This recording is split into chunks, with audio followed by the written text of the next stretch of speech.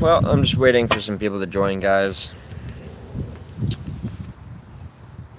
I've basically been, if you're new to this channel, I've basically been shadow banned, so I don't expect a lot to come in here, but maybe you're curious about my thumbnails, so it's probably you and me, I don't know, but I was looking over some notes I wrote down in the past on a video that I wasn't able to actually make and upload, and it's about just how simple and easy it would be for globalists to actually basically just pull the right levers and cause the death of literally millions of lives. It's really concerning because we have been primed for an apocalypse, guys. We are primed for an apocalypse.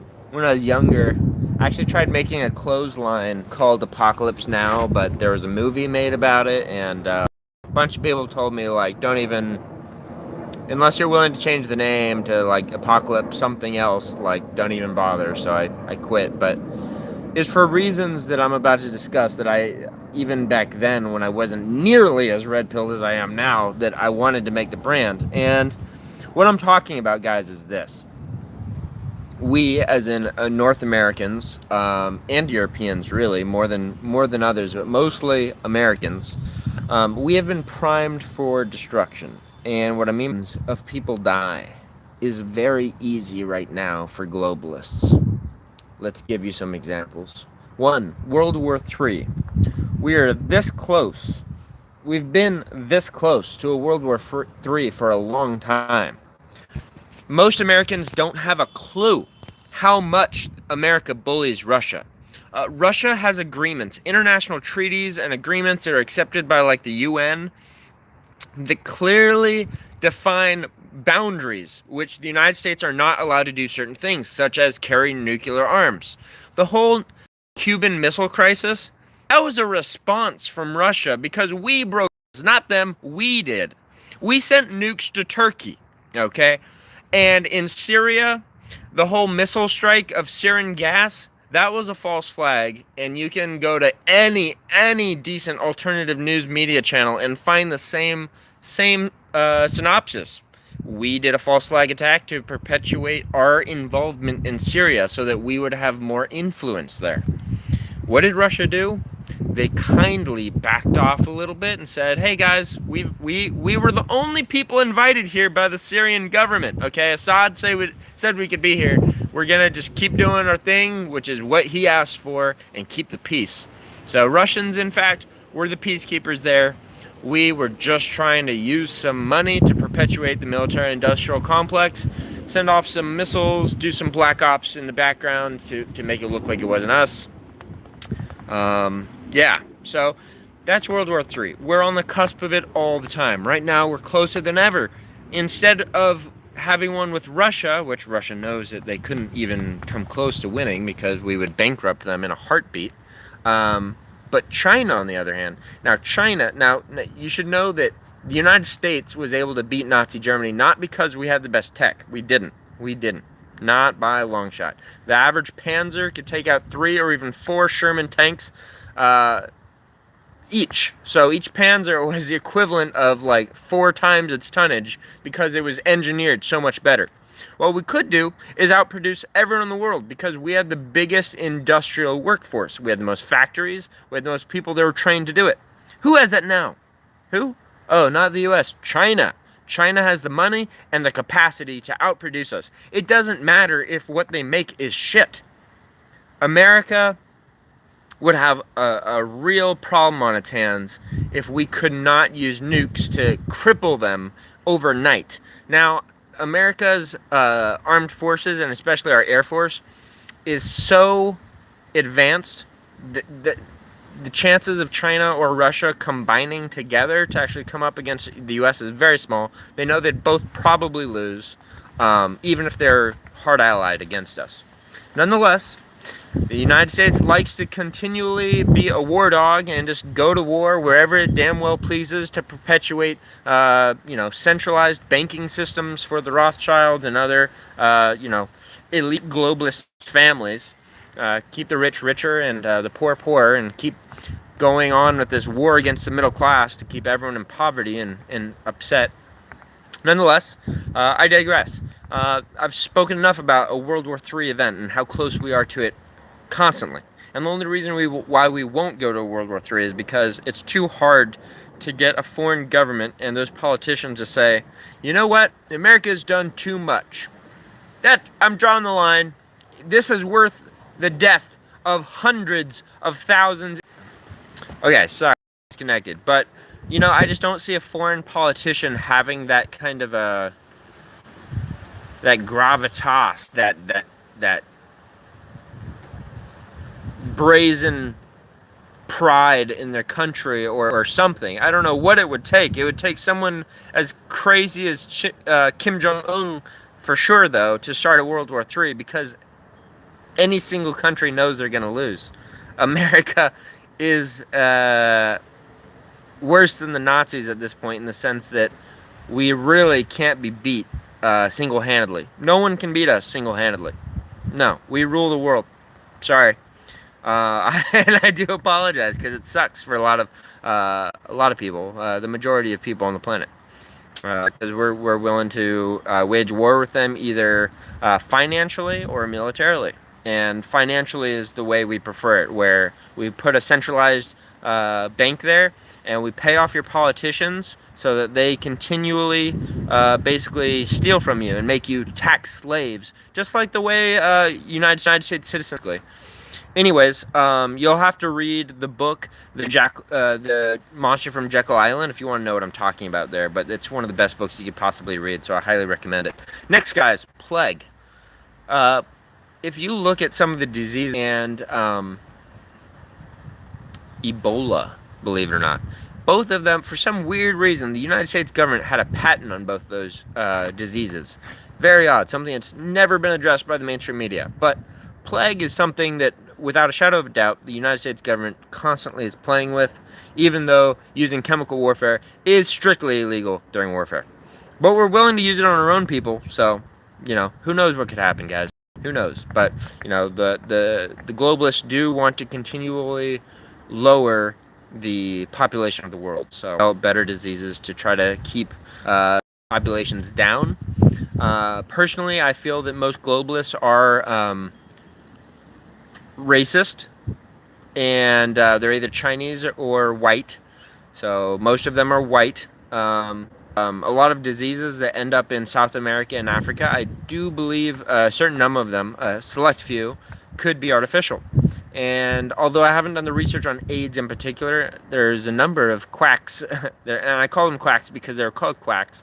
And I haven't done the research, but reading the book Population Control right now by Jim Marrs, it's not even a stretch for me to assume that potentially even AIDS or HIV is somehow man-made, or some kind of a strain of one virus was made worse by humans.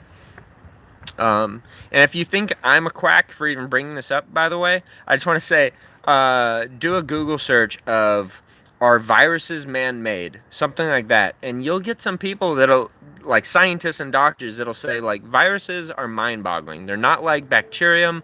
They're not like fungi. They're like little alien robots. Like the way they actually look and the way they inject RNA into cells to basically change the DNA and basically just mess up the whole host organism in one way or another. It's fascinating. Excuse me. It's fascinating, but it's very artificial. So yeah, plague is definitely something that's on the table. Getting on to something that I think is more likely and even more terrifying is famine. So during the Soviet Union, you know that the Russians basically destroyed massive amounts of food sources in Ukraine, which caused a famine that killed 20 million people. Not a lot of people can fathom those numbers. Like when you start speaking in big numbers, like people can't really understand what that's like. But yeah, there's stories of cannibalism and people eating shoes that came out of Russia and Ukraine, and it's very sad. And I wish I had time to go into some of the details, because so much of history has just been whitewashed, just, you know, bleach bitted. It's just so sad how little people know about world history. It's just been written by the victors for so long that it's like no one gives a shit that 1.5 million Jordanians were killed through genocide by the Turkish government. Like, does anyone care about that? There's a few of us left that know about it and care and want people to remember that, hey, guess what? The Turks killed almost just as many white people as Germans killed Jews. And if you think that my numbers are off, you should do a history check, guys, because the old figure of 6 million Jews killed is long been forgotten if you do any research at all whatsoever. Historians have, in fact, gotten more accurate accounts, finally, over the last several decades, but the number is much, much closer to 1.5 Jews and an additional 0.5 million of different groups which were hated. So about 2 million. And it might even be lower than that. But the fact is, you should watch my previous video called Hyper Controversial. It's very hyper controversial to even talk about this one subject because people call people Holocaust deniers. I've never denied the Holocaust. It was a real thing. It happened. However, the use of systematic gas chambers, we've been able to verify that if there ever was one, there's actually used systematically. There was maybe perhaps one, and it was in Treblinka. But to this day, we have not found it. We have found zero evidence of that ever actually happening. Now, I've been to Dachau and Auschwitz, and I can tell you both of them, those buildings were not used to gas Jews. It is propaganda, and to this day, there is a sign in both museums now that says this is like a replica of what we think it was like. But the giant chimney at Auschwitz, that was built by the Soviets after they liberated the camp. After. And the holes in the ceiling where they supposedly dropped the pellets of Zyklon B, that was also done by who? The Soviets. Okay. Hopefully I'm blowing your mind, because that's all my videos are about, guys. That's all I'm trying to do is just blow people's minds so that they go and do some crazy research, which might blow your mind enough to realize that you live in a matrix where the mainstream media carefully paint what they want you to know about reality. And in fact, history has been so whitewashed that you know very little about what's going on in the world around you. Moving on from famine. Oh no, I didn't even touch it properly. I'm sorry. So, Monsanto. Monsanto, guys, if you don't know what Monsanto is this evil giant company in the United States which basically sells all farmers their seeds. Now, Monsanto has genetically modified organisms or genetically modified plants so that they can have higher profits because they're a publicly traded company. What does that mean? That means their seeds terminate. That means farmers cannot really make profit very well. Even though after the agricultural revolution, our way of actually farming is so far advanced. It's mind-boggling how few actually need to farm these days. You know, not just like 200 years ago, something like 80% of the population had to be farmers to sustain everybody. Nowadays, guess what? It sounded like 4% of the population have to farm to sustain everybody on the planet. Only 4% farm. And it's not very profitable because of Monsanto. And Monsanto sells seeds like everywhere, not just the United States. But their seeds are self-terminating. And that's a huge problem. Why? Because let's just say one year, Monsanto, through a black ops project from globalist elites, they say, oh, a fire took place in a very, very important warehouse or silo, and 90% of the seeds for the year have been destroyed. Monsanto single-handedly feeds something like 500 million people worldwide. Now, if you destroyed 90% of the seeds of any crop, really, or at least, no, it would have to be like 50% of all seeds, probably, to be honest, because we have so many fake foods that are not, real in any way, really. They're not really nutritious, but nonetheless, if you destroyed enough seeds, do away with the corn, for example, get rid of our magical high fructose corn syrup, which feeds everybody their sugar for the most part in America. If you just got rid of that for like 1 year, like one harvest, it's like, oh, there's no seeds, guys. I'm sorry, we can't do anything. The farmers can't do anything. The seeds are self-terminating for like a lot of these crops, not all of them. Like potatoes, maybe potatoes are. I don't know, but potatoes are not self-terminating because that wouldn't make sense because they're a root.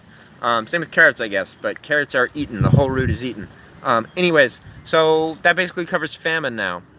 Okay, so Monsanto could single-handedly basically fake a fire or mold or something and destroy so many seeds that it would end up killing millions and millions of lives. Well, let's go a little bit stranger. And I'm going to close on this one, though I could also natural disasters, but natural disasters is really, that's a really conspiracy theory area because, like, I can't prove that, you know, through things like HAARP, that we actually have the power to actually move hurricanes where we want. I don't know that we actually have that, but there's a lot of conspiracy theorists out there that say Hurricane Katrina, for example, did a turn that no meteorologist basically guessed. That's why there's so many people in Louisiana at the time. So that's all I'm going to say about natural disasters, but feel free to do some research, guys. It's really fun and interesting to do this kind of research because all you have to do is basically Google people that care about it, and they'll give you the sources to go look at it yourself. Anyways, so the last one I'm going to talk about is actually alien invasion.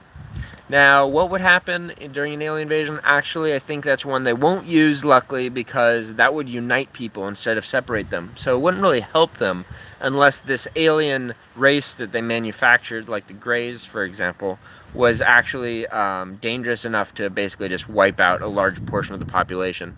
So they'd have to use nukes on us or something worse, some kind of doomsday device. But alien invasion is something that I think is very possible because of two reasons. If you look at what happened during Project Bluebeam, we definitely have the technology to basically use giant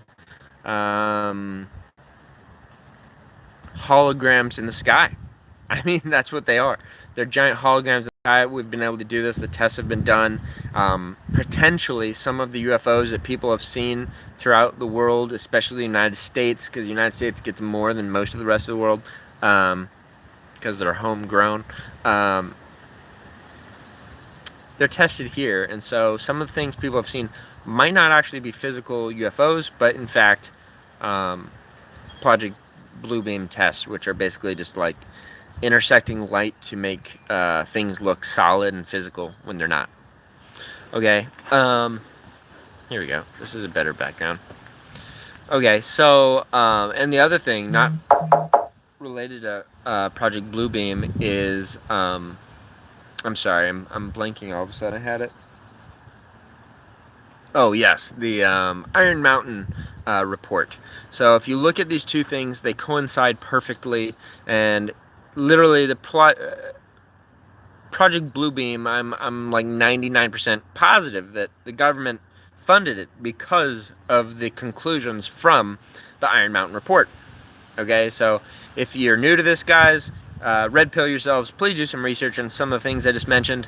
I apologize, I don't have time to do an elaborate video indoors and give you more evidence. I've become very busy with work, and you know, it's about time. I'm getting old, guys. I've got to start my family and stuff, and I gotta say, I'm just really passionate to be here. I'm gonna close with saying that I will potentially be going to Freedom Fest, I'm sorry, in Las Vegas. So if you guys are going, please hit me up. I'd love to meet you guys and either interview you, just talk to you, I don't know. But I'm always looking for fellow minarchists, because we're the most rare breed of red-pilled folks, because most of them either become anarchists, which are I think, a little naive, but obviously the heart's in the perfect place, or at the very least, become a libertarian. The initiation of force on others is wrong, guys, especially when we're killing ourselves.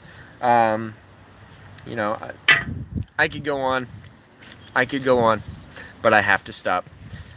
Thank you for watching. I hope you guys have a great evening. Take care.